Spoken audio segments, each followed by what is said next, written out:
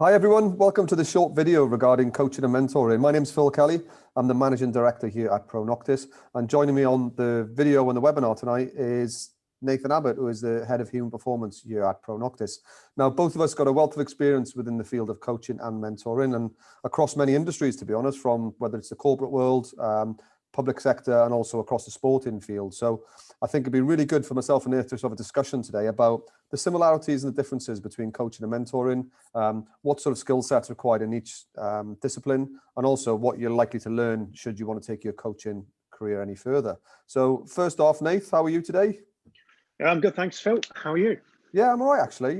Still reflecting on 2020 a little bit, to be honest with you. It's a crazy old year, wasn't it? A lot of challenges, and I think that certainly for me, in terms of that coaching element of it, I think it was a skill I had to use quite a lot with clients, and also, you know, that self-coaching ability, you know, having those better conversations with myself to get that clarity.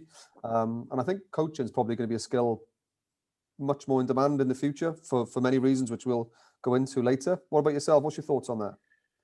Yeah, no, I'd agree with that, Phil. Funny year, and then obviously a change of how people are working, I guess, has really pushed people into sort of having some better conversations because they've needed to, finding out where people are at, you know, your workforce. So I think it's exciting. It's going to be inevitably going to be bigger next year, I think, as people sort of try and sort of focus on how they operate and more sustainably in the future, I think.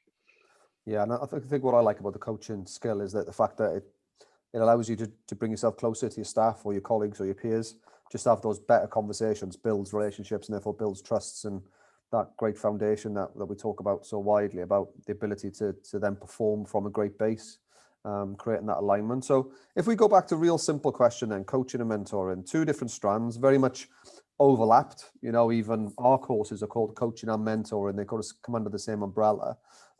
What's the differences and similarities from your experience between coaching and mentoring? I guess the similarities, let's start with that. I think that's a good place to go, is really it's about having a great conversation. I think you've already alluded to that. So if we go from there, I think then just the differences are probably it's around utilization of, I guess, the mentor's experience. So I guess mentoring, if we're looking at its truest sense, is really using your experience to guide somebody, the mentee, whereas a coach, probably a little bit different, is, I guess, from a philosophical perspective, is about the coachee having all the answers. We're just facilitating those answers coming to the fore, and then that coachee solutionizing. Yeah, I guess that. Go on, Phil. No, I'd agree with that. And I think coaching, you know, you don't always have to have the answers. It's about utilizing a skill set to be able to, you know, co-create and create a pathway forward to find a solution to a challenge or problem, or get a little bit unstuck is a term I use a lot when I'm coaching. Where mentoring, I think I have to be quite niche in that because it's all about my personal experience. It's what I know.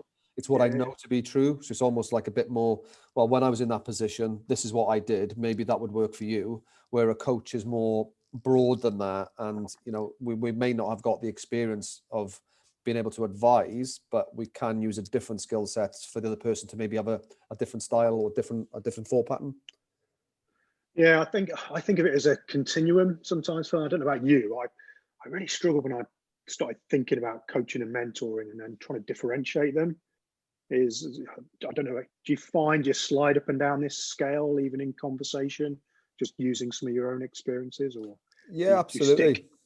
No, absolutely. And I think that, you know, I think you used that word of, you know, you've been a bit more directive if you're a mentor, but you can be directive as a coach. You know, you can, in terms of, you know, rather than using questions, you go, have you thought about this? So you've been a bit more directive with your language and suggestive, if you like, which naturally overlaps with a mentoring approach where we're talking about that. Maybe we can do this X, Y, and Z, and then we'll come back. So I'm more of an advisor, where a coach is more on the other side. But within that's a continuum as well, isn't it? You can flip between the two of them within any conversation at any second, depending on what's going on.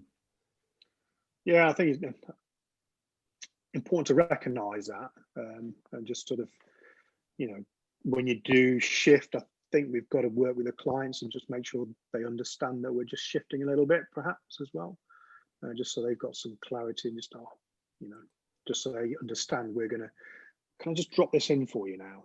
I think that's really important to clarify with the client that you're just shifting as well. Yeah, and I think, if you look at the language of coach, it's synonymous with sport, isn't it? Your football coach, rugby coach, tennis coach, whatever it is. It's, sometimes that paints that picture of somebody in a tracksuit, stood on the side of the pitch, directing things, what's going on, and shouting and screaming potentially. But coaching's a lot more deeper than that. And I think it all depends on your level of experience of what you bring to the table as a coach. And obviously, sometimes you may be a natural, you may be really good at natural having those conversations. You just don't know that's described as coaching, or you might be a natural mentor where you're good at giving that direction, utilizing your experience to benefit all. But I do think sometimes when we're coaching, that we've got to have a good level of understanding of ourselves, i.e., switching ourselves off a little bit in terms of actually dealing with the person in front of you rather than bringing all your previous experience and knowledge to it, because it's very easy to fall into the trap of mentoring when actually the person needs coaching. So I'll give you an example. So within the business world, you can have a business coach or you can have a business mentor. It's very rarely the same person. So a business mentor is somebody who's been there and done it within your role. But a business coach is there to get you thinking slightly differently of how you can utilize your skill set to potentially achieve the same goal. Is that something that resonates with you? Yeah, very much, Phil. Completely get that and recognise it as well. I think when we look in the broader sense of coaching as well, is we can be really specific. In terms of you've highlighted there a business coach. There's life coaches out there, a whole range of coaching. People calling themselves under that coaching umbrella. But I guess I'd like to think, not that I've seen them all, is the really similar skill set in terms of helping the client think a bit differently in the area they want to think about as well. So I guess I sort of think for me, I work in the leadership area quite a bit. So I tend to have a lot of chats around leadership. Yeah, so development. So I suppose the umbrella you're talking about is leadership coach there and developmental coach. Yeah, I think so. Yeah, and I think you've got to understand your own niche and your own limits within that role. And I think that's where maybe if you go and do a fundamental course, whether it's an introduction to coaching, level 3, level 5 within the Institute of Leadership Management, those core skills do cross over to whichever niche you end up going in. But you've got to have that base level to go and practice, to go and work with people, and for you to realize what your niche is. So it's almost like you need to start quite broad to zero in to then broaden out again. Yeah, very much so. And I was conversing with a friend actually last night, just about her experience from a coaching perspective. It started out really broad, went down a direction, didn't enjoy it, and then has brought that back into a particular sort of niche, but using a lot of coaching skills as well. So I can definitely see that. Yeah, and I think you can flip it on its head, and it's for any tier within an organization. I mean, we've talked a lot over the past few months about the leader as a coach. So if you're senior within an organization, you can still utilize coaching skills to have, again, those better conversations. And I know that's a cliche, if you like, but it is something that we see, because it's the conversations that make a culture. It's conversations, good positive conversations that make the change that people are after. And it's good positive conversations that build the relationships and the trust that really makes a difference in life in terms of us being human again. Yeah. I think that just echoes, going right back to the beginning, talking about 2020 is what are people talking about? Is it all about the task, or is it actually talking to the people? And, one of the projects I've done in business that, you're aware of is actually encouraging people to have those face-to-face conversations rather than emailing somebody who's 30 meters away, because it's more convenient to do so. Is actually go and have the conversation and engage with people. And again, productivity in that project really went up. Yeah, it did, that's for sure. And I remember that one because again, just better conversations and better relationships, and coaching is a big enabler for that. I think as well, regarding these little niches of coaching, we were chatting to a potential client a couple of months ago, and it was an academic facility, and they were looking at training up some of their staff as coaches. And the feedback we got was that they couldn't see the relevance or the crossover between coaching and sport and coaching in the workplace. And the ironic thing of that is that there was no follow-up question or an opportunity to answer that question in terms of, well, actually the fundamentals are exactly the same. Yeah. It's just that the set outcome or maybe the process after that would be slightly different. because what we're after is actually as a well-formed outcome, a clear goal of what we're working towards, and then enabling that individual and collective ability to achieve the task, whether that's a football team on a Saturday morning or an organization trying to strive for their return on investment and their profit and loss sheet at the end of the year. The process is very much the same from a foundation perspective. Yeah, I think so as well, Phil. I mean, when we were chatting about this chat and talking about the differences between sport and business, and it's like, is there really a difference, or is it just about the fundamentals? And I think it is about the fundamentals. And one of the key things I'm seeing following a lot of sports academic work is around the coach-athlete relationship, and having that really good, honest, rich, transparent relationship where the coach and athlete can have a really good understanding of where it is they're going, and that comes from just having some really good coaching skills.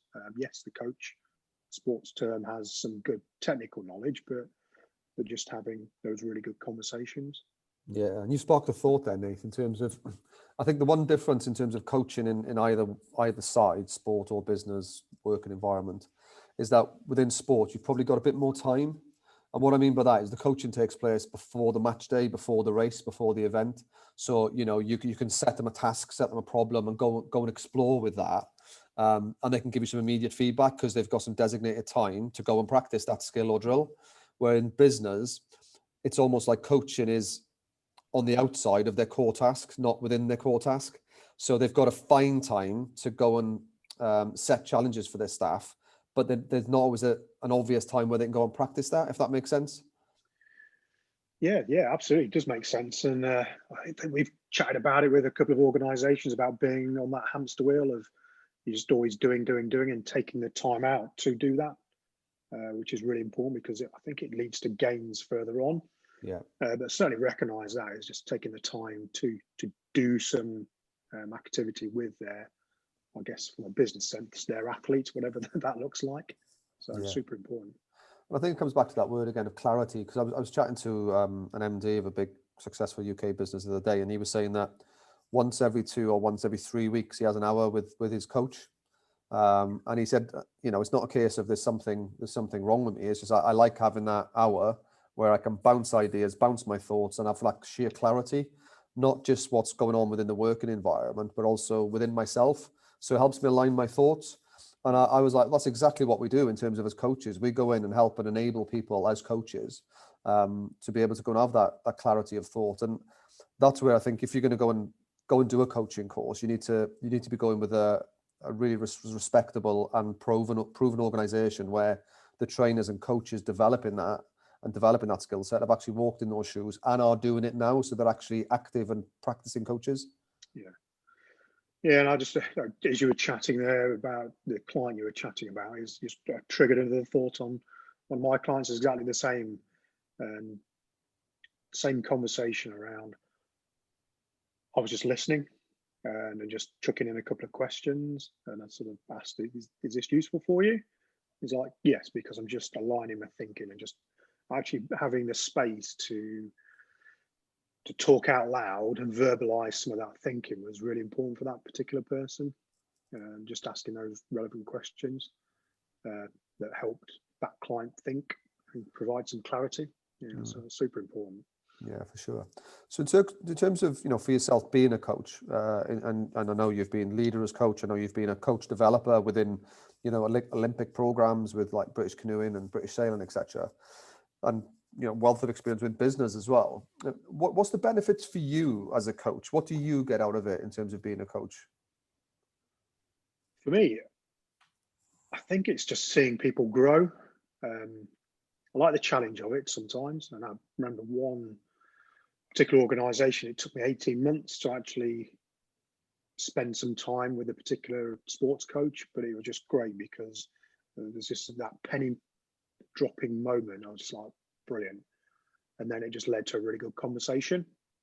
And I think it's just seeing individuals develop and grow in whatever it is they're doing.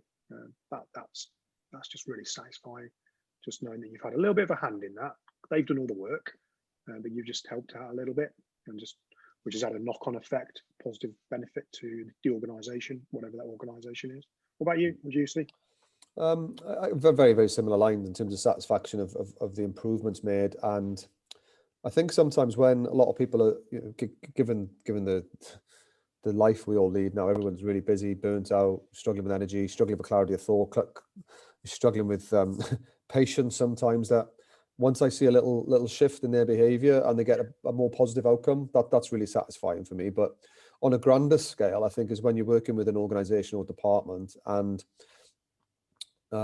more often than not at the start it's immeasurable, but as a coach, you can see those little, as you said, light bulbs coming on, and you can see them pivoting a little bit and turning, and you're going, this is coming, and this is going to land soon. And again, rather than doing it for them, you have to stand back and let them do it for themselves. And then when they do align and they're in that position of sort of autonomy and power, and they kick on and they really achieve great things, and the gap widens from you as a coach and then, because they're kicking on and you're taking a backward step, then that's really satisfying for me.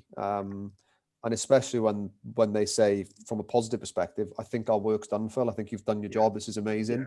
And I think that's really important for coaches to know that if you've got a client for 2, 3, 4 years and you're still working on the same things, you're probably not the right coach for them. In terms of that, and they're probably becoming codependent on you. We say it all the time, that your role as a coach sometimes is to see yourself out of a job with that client. Yeah, I absolutely agree. Completely echo that sentiment. I think it is. You're there to make yourself unemployed. Yeah. You don't want to see them come back unless it's just a quick check-in on something completely different. But just creating that independence so they can crack on whatever it is they're doing, I think is the big benefit. Yeah, and I think the big benefit of coaching for a coach as well is the variety then, because you might only be seeing them for 4, 6, 8, 10 sessions over, a 6-month period, for example, that you have short moments working with them, an element of support, see their growth. If you've done your job correctly, then they kick on, and then you can move on to other clients. And the variety is amazing then, because you're challenging your thinking and your skill set. What I have had a couple of times, I must confess, is a couple of my clients have said, right, you've got us this far. We now want to go there this year. We want you to help and support us. So that relationship might be for 18 months, 2 years, 3 years, but it's because the goalposts are moving, or they've got stretch targets to hit, or a set amount of profit to make, which is now further again. So they just want me there to be there to support and develop them. And 2020 was a good example of that, where actually one of my clients, the role went from, a huge 50% increase in revenue and therefore profit, to actually that's going to drop to 10%. And your role's now changed in terms of being a performance coach, if you like, about getting those gains for us to achieve our targets. It's now, well, actually, everybody's bomb burst around the country. Everyone's working from home. The office is closed. To being a support coach. So it's about checking in, making sure they're okay, if they've got everything they need to require. Is there anything they want to get off their mind, being stressful? How can they be in a really good frame of mind to actually just carry on and do the base level of their job? And that worked for probably a 6 or 8 week period after the first lockdown in 2020 with COVID, really set them up to then kick on. Again, going back to that principle of settling down the foundations.